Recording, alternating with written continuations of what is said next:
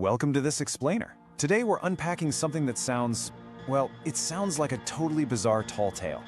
But it's actually a deeply tragic, completely fascinating piece of true history. We're looking at the Great Molasses Flood. Just picture this for a second. It's a mild January afternoon in 1919, and suddenly, a wave of dark, thick liquid over 15 feet high just tears through the streets of Boston.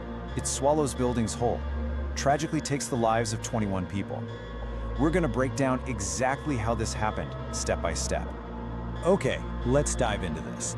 How on earth does something as ordinary, as common and as sweet as baking syrup, become one of the deadliest disasters in a major American city? It's kind of a staggering question, right?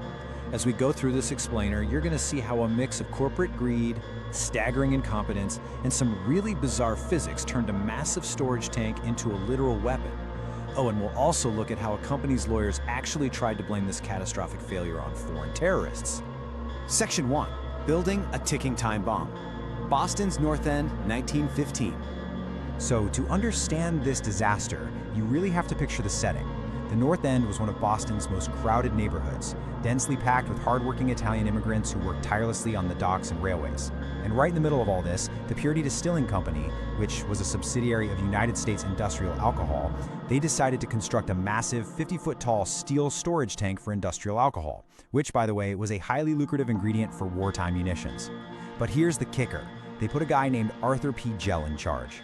Gell was just a businessman, totally, completely unqualified to build a massive piece of industrial infrastructure. He actually admitted he couldn't even read a blueprint. Actually, scratch that. He didn't just not read them, he completely bypassed the actual requirements. No structural engineer, no full weight-bearing stress tests. To save time and money, Gell's big idea of a safety test was just filling this colossal tank with a few inches of shallow water. Surprise, surprise. Almost immediately, the tank was screaming for help. It audibly groaned under the pressure. It leaked constantly, just dripping thick syrup down its sides. Neighborhood children would actually come by with tin cans to collect the dripping molasses. They treated it as a fun, sweet treat, totally unaware of the glaring warning sign it really was. But here's where it gets absolutely wild. What did the company do? Instead of fixing the structural flaws, they literally painted the tank brown. They color matched the paint to the molasses just so the leaks would be harder to see. It's a stunning display of negligence. And you have to understand the sheer scale of the danger looming over these people. By January 13th, 1919, a massive fresh shipment arrived from the Caribbean, and it filled the tank to its absolute limits. We are talking about 2.3 million gallons of molasses. To put that into perspective, that is over 12,000 tons of incredibly dense liquid just pressing against a steel shell that was, as we established, never properly tested. It was literally a ticking time bomb waiting for the absolute worst moment to fail. Section 2. The disaster unfolds. January 15, 1919. All right, so 2 days after that huge shipment, Boston experienced this unusually mild winter day. The temperature had actually climbed past 40 degrees after a really hard freeze. It was lunchtime, laborers were resting, kids were out playing, totally unaware. And then, right around 12:30 p.m., the neighborhood heard this horrific sound. Witnesses later compared it to machine gun fire. But it wasn't gunfire, it was the deafening pop of heavy steel rivets literally shooting out of the tank's walls because the pressure had finally become way too much. When the tank violently tore apart, a wall of molasses exploded outward. It was 15 feet high, stretching 150 feet wide, and moving at an estimated 35 miles per hour. You literally could not run it. This wasn't just a spill, it was an apocalyptic force. It picked up a motorized truck and hurled it directly into Boston Harbor. It sheared a steel girder right off the elevator railway structure.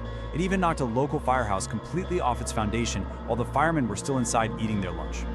The immediate devastation was catastrophic. 21 people lost their lives that afternoon, and another 150 were severely injured. It's hard to even think about, but some victims drowned outright in that thick, dark syrup, while others were crushed under the sheer weight of the debris that the wave carried with it. It was utter chaos. It turned a vibrant, bustling neighborhood into a horrific disaster zone in a matter of seconds. Section 3. The Science of the Trap. A bizarre physics phenomenon.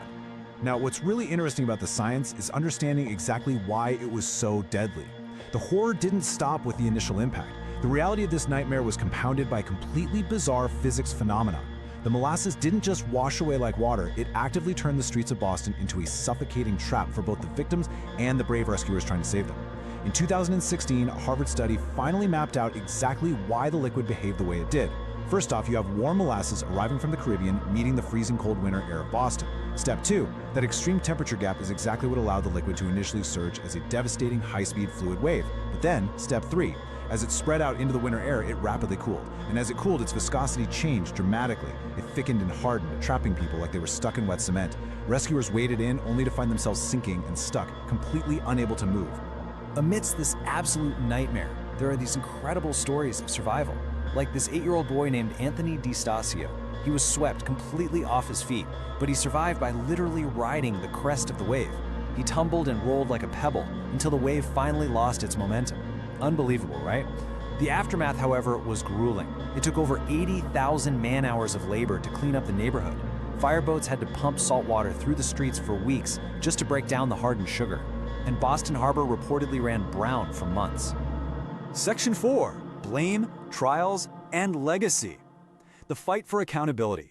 So, once the immediate rescue and cleanup efforts finally stabilized, the fight for justice began. 119 victims and their families banded together to sue United States Industrial Alcohol. At the time, this was the single largest class action lawsuit in the history of Massachusetts. But of course, the company refused to take responsibility. Instead, they manufactured this completely baseless defense theory. They actually stood up in court and claimed that Italian anarchists had planted a bomb inside the tank. I mean, it was a calculated, deeply cynical move.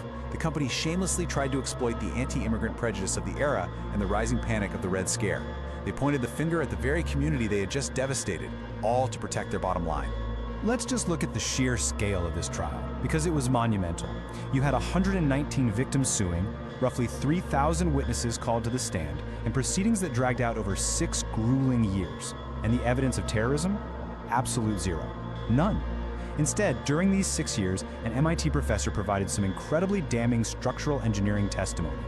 He mathematically proved that the steel used for the tank was only half as thick as it needed to be to hold that much weight, and that totally completely dismantled the sabotage theory. Finally, in 1925, the court auditor issued the verdict: pure negligence. There was no bomb, there was no sabotage, there was just a company cutting corners. The court forced United States Industrial Alcohol to pay massive damages to the victims. But beyond the monetary payout, this landmark ruling sent shockwaves across the entire country. It fundamentally changed how industrial infrastructure was built. It directly ushered in much stricter, heavily enforced industrial construction and engineering regulations nationwide, basically ensuring a disaster like this could never happen again.